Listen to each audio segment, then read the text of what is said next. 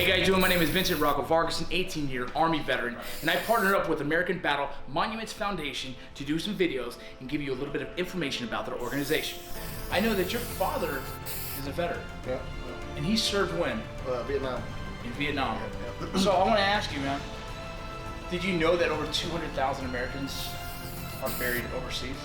Yeah. From conflict from World War I, World War II, Korean War as well. Wow. Isn't that great? And Vietnam War. Yeah. And so a lot of those were, I mean, when we first met, 18, 19 years old when they served, and they will forever be memorialized and buried in cemeteries out there dedicated to Americans. A lot of people don't take our freedoms for granted, and don't realize you can't do this. Just freely go and go. You know what? I want to do X, Y, Z, and I want to follow this passion. We're lucky to have that. Do you have anyone in your family who's ever served? Yes, sir. My grandfather served, actually. Where did he serve?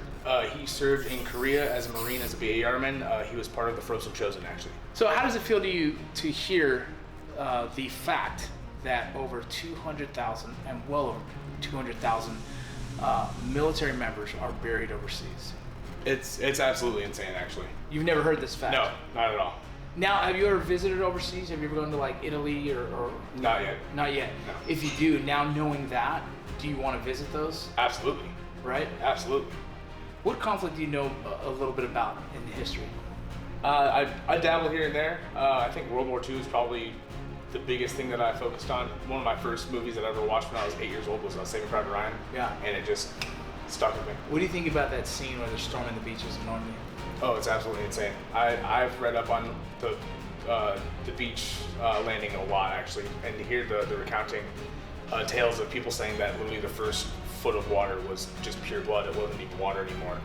It literally gives me goosebumps just thinking about it. Remember those who have fought and sacrificed their lives for our country and our rights, but are buried overseas. Absolutely.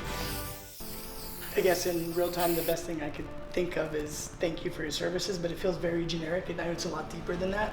But off the top of my head, it'd really just be saying thank you. I know it's a deeper meaning in the sense of the sacrifice and everything else so that I can enjoy the freedoms I have here. Yeah. In American culture in general, I feel there's a disconnect as to the understanding of that sacrifice. So having the programs that helps take care of, bring things to light is important.